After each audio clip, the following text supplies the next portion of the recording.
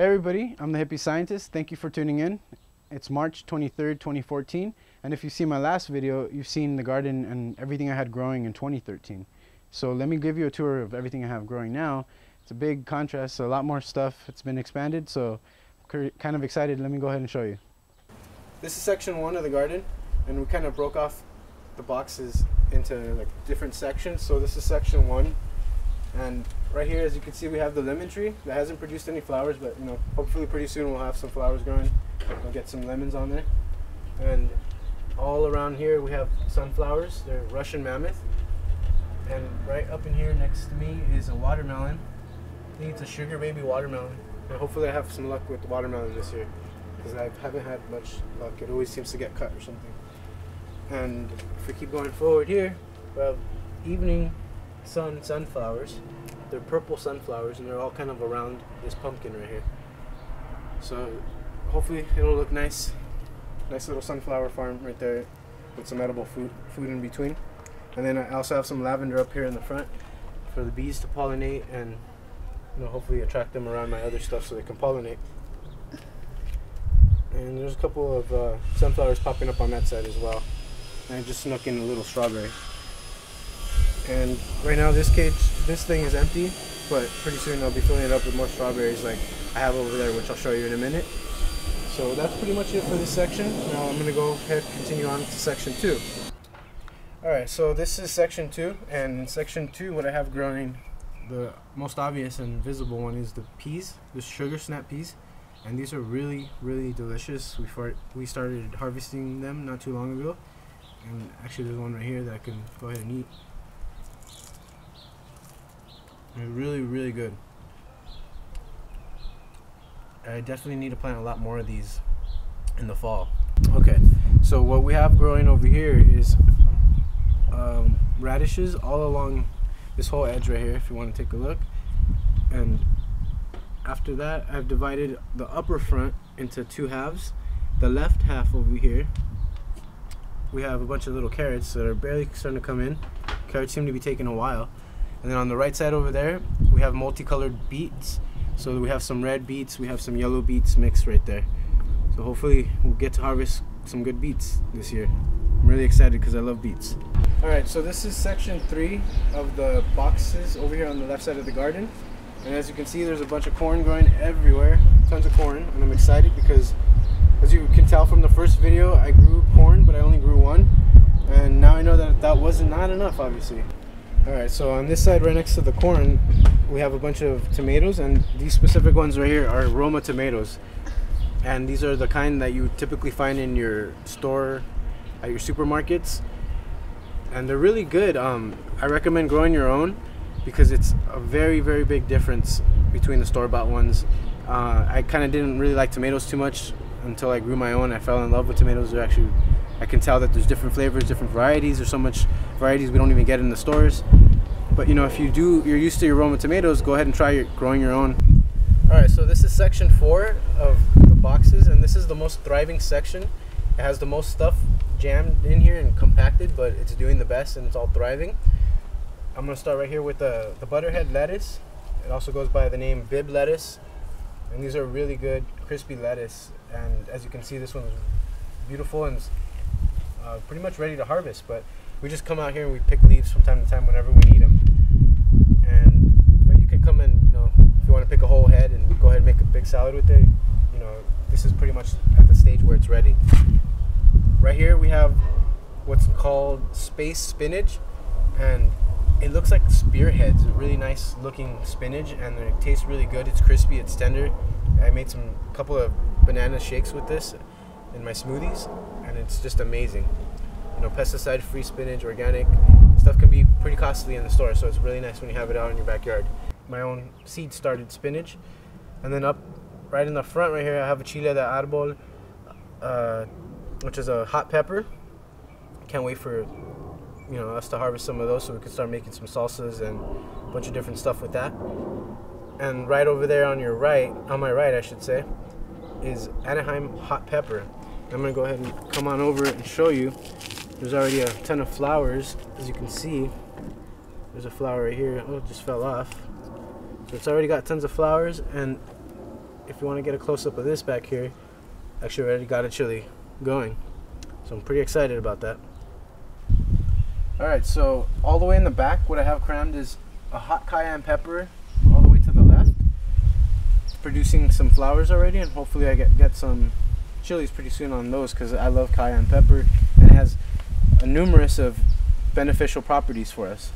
So I'm excited for those. Right next to that, what I have growing is it's called Beef Master, and it's a hybrid of the beefsteak tomato. I'm not sure what the other combination is, but it's obviously a beefsteak because it's already dominating this trellis, just like the other ones were last year. So it's already producing a lot of flowers as well. Next to that, what we have is two different kinds of cucumbers. The one on my left is a bush cucumber, and I've never grown any types of those cucumbers successfully or unsuccessfully. I never even knew those existed till recently.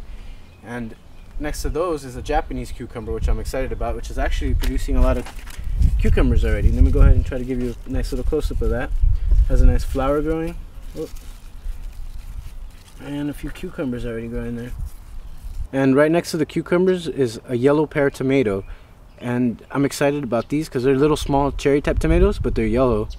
And I'm excited because I like growing different types of varieties of food that we're not normally exposed to in stores, obviously. And it also brings different color to your harvest, and it looks really cool when I'm taking pictures. So that's pretty exciting. And right next to it is another Beef Master, which is the beefsteak again. And as you can tell, it's doing its thing, being dominant, taking over the side of the trellis, kind of squeezing itself in there with the yellow pear.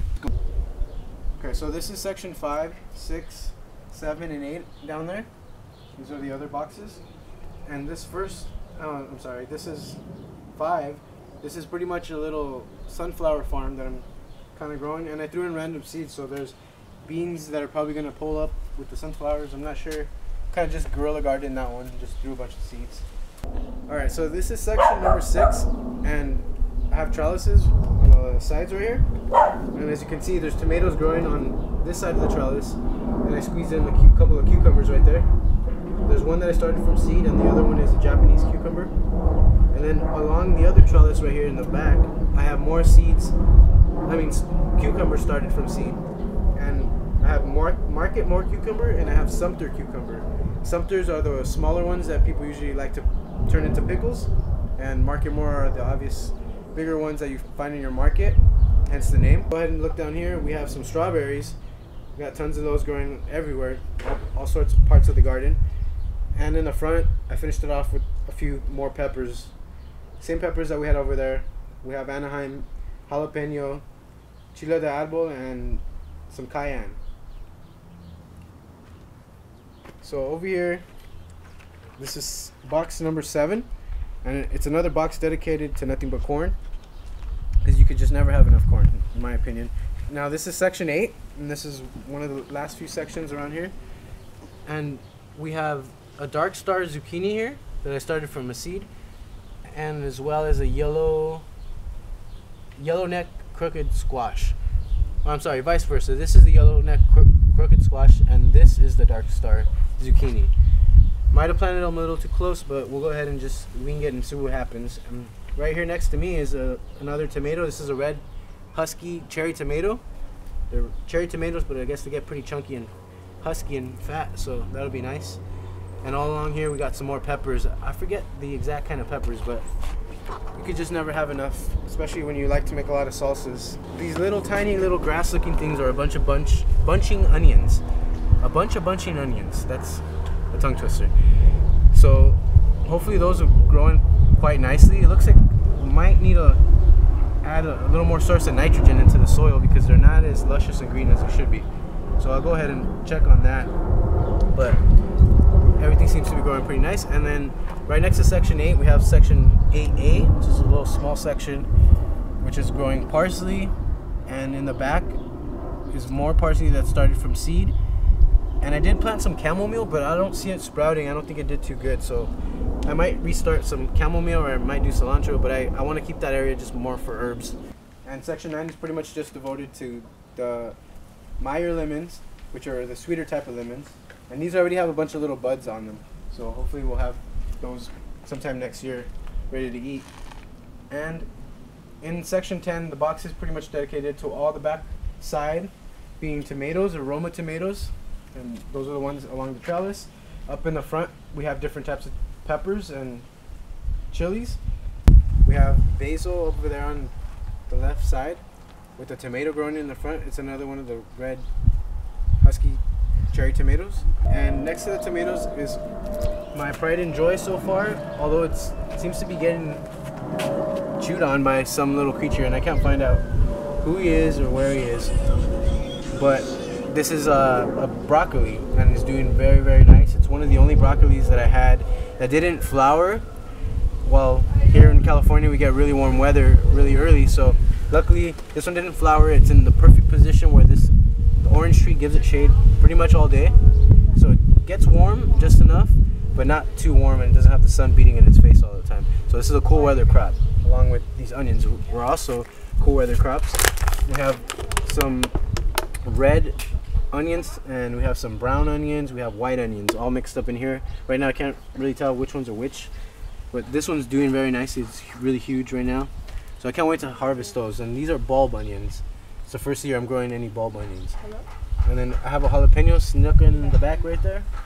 And if we just continue on, we have tons more tomatoes. It's same tomatoes varieties that I have throughout over there. Red cherry tomatoes, the husky ones.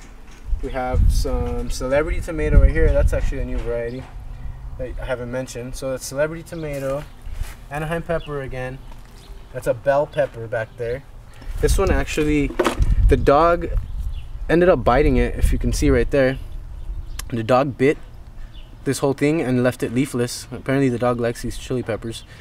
And there's a bell pepper, and I decided just to leave it and see if it regrew, and it did. And right here in this section, this little tomato right here is called Mr. Stripey tomato, and it's an heirloom tomato, and it has like a yellow red stripe kind of thing going. So I'm excited about that because it's different color looking variety. And the rest of this is just more tomato, celebrity tomato aroma. A few cucumbers snuck in the back that are already getting too much shade because these tomatoes are just dominating. So that's pretty much it right there. If we move along, we have cilantro growing right here from seed. So hopefully pretty soon, in a few months, all this section will be pretty big with cilantro like I had it last year. And I don't have anything planted right here in this middle section yet. But if you come along over here, I did some more carrots over here, and these are doing a lot better than the other ones apparently. They're growing a lot faster. I just have a lot too many of them crammed in one single area. So I'm gonna have to end up thinning a lot of these guys, unfortunately, but you know, or I might leave some kind of crammed in together and see if they grow good. But you know, it's all experimental, like I said. It's my first time, well, second year doing it, but you know, I'm kind of new to all this. And if you go along here, these little baby leaves popping up right here. This is actually a weed. Let me pull that. These little baby leaves popping up right here are actually kale, and I'm excited because I love kale, but I just haven't had any luck growing any of it. So this is another cool weather crop. It typically likes cool weather, just like the broccoli does. So I grew it on this section, and this section actually gets a lot more shade because of the wall right here. And actually, now that I'm speaking about it, I want you to come on in and get a close-up. I think I found the little critter who's been eating stuff in my garden. This little green guy right here. I don't know if you come in and get a close-up of this. So we found one of the culprits. No wonder I couldn't find him. This thing is so tiny. I'm not sure if he's a caterpillar or what he is, but maybe I should save him if he's a caterpillar. There's rosemary, and these are some broccolis that I still haven't planted. More rosemary. These are more little baby broccolis actually, and then I have some more spinach planted right there, and I have some red lettuce as well growing. And right there is my zucchini, one of my zucchinis. Black Beauty zucchini, I believe it's called. So there you go, that's the catnip for the cats. Hopefully to keep them on this side of the garden.